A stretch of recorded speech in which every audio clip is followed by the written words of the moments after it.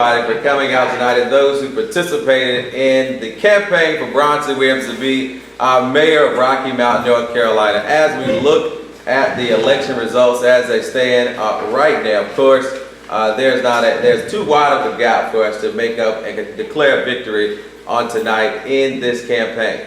But nevertheless, with the money that we raised, with the work that we put in, we certainly are victorious in our efforts.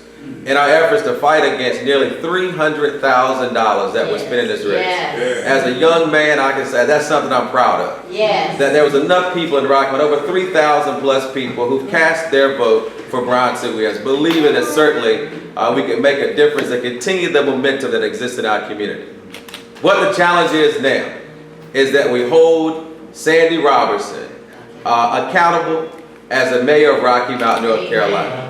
The next challenge also for me, within the next 24 hours, is to decide whether or not the information that Sandy Robertson put out there was the hindrance on this election. That's right. Did I really have a fair election? So after examining all those things, that is when we will declare whether or not Sandy Robertson will be the next mayor of Rocky Mount. But certainly, what I do want to be sure is that every person inside our city limits, voices are heard, that their concerns are addressed, that their issues are addressed, that we're not fighting downtown development, because downtown development is important.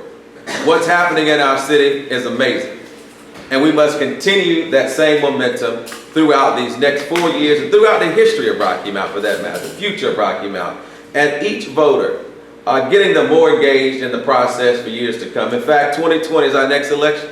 In just a few more months, we're getting back in the streets and knocking on doors, making phone calls, and working towards our next president of the United States of America, who's going to represent North Carolina in the Senate and also in our local state offices as well, whether it be the House or the North Carolina Senate. There are some critical issues on the line, and this is just the first start of what we need to do to continue to move North Carolina forward, and certainly moving Rocky Mount forward. I truly believe that Rocky Mount is the center of it all. And it's the center of it all because of great people like you and those people that our campaign touched over these past few months. I thank each and every one of you. And let's do it again, perhaps in the future.